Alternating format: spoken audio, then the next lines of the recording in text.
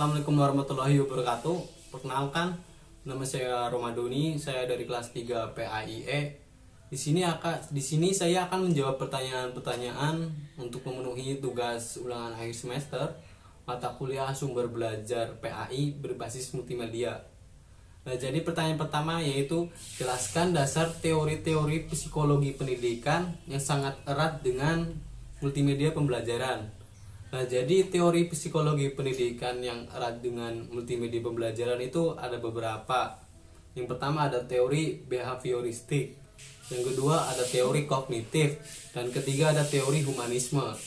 Nah, teori yang pertama yaitu teori behavioristik.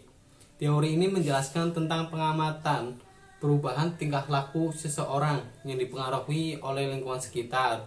Nah, teori ini juga menjelaskan bagaimana belajar terjadi karena adanya operant condition. Nah, yang kedua ada teori kognitif.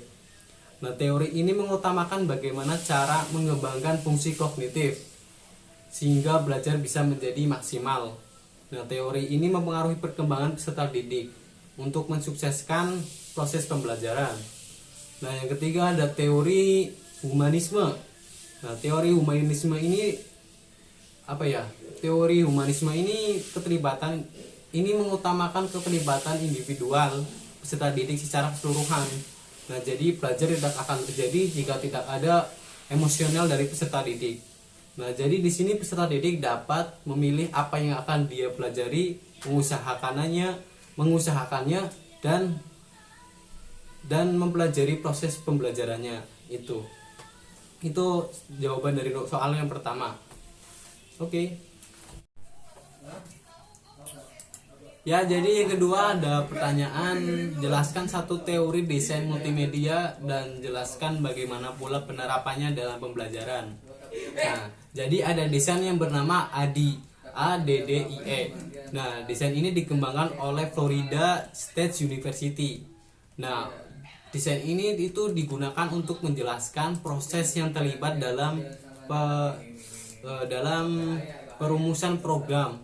Nah, program ini digunakan untuk pengembangan sistem instruksional. Nah, jadi bagaimana cara penerapannya dalam pembelajaran? Yang pertama, kita harus mengidentifikasi apa yang harus dipelajari. Jadi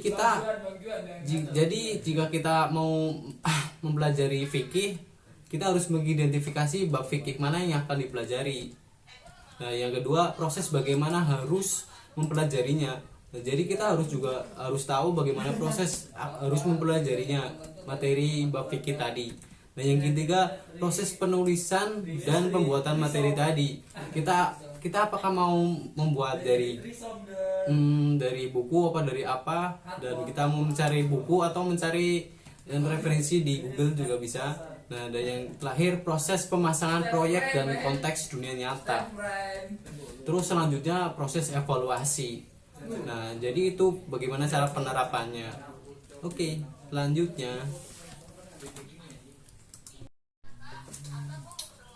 Ya, jadi yang ketiga, ada soal ketiga yaitu jelaskan minimal 3 aplikasi berbasis Android yang bisa digunakan untuk sumber belajar PAI. Nah, jadi yang seperti kita ketahui ya, aplikasi itu ada banyak sekali, kita bisa download di Play Store untuk yang berbasis Android. Nah, jadi aplikasi yang bisa digunakan untuk sumber belajar PAI itu yang pertama ada Google Meet. Nah, Google Meet bisa kita gunakan untuk belajar PAI. Nah, keunggulan Google Meet itu kita bisa berinteraksi tapi secara secara virtual. Nah, itu keunggulannya.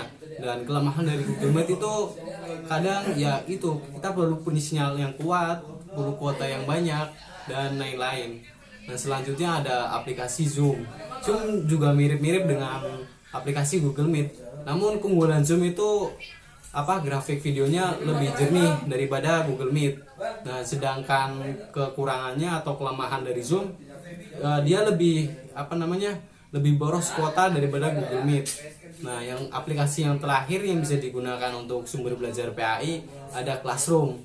Nah, di sini kita di dalam aplikasi seperti akan membuat grup untuk guru dan mahasiswa atau untuk guru dan siswa.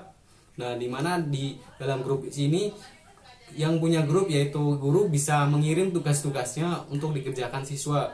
Nah, kelemahannya kita tidak bisa saling tatap muka di aplikasi ini. Nah, jadi itu semua jadi itu semua jawaban dari saya untuk memenuhi tugas ulangan akhir semester. Bila banyak kurangnya saya mohon maaf. Wabillahi taufiq wal hidayah. Wassalamualaikum warahmatullahi wabarakatuh. Bye bye.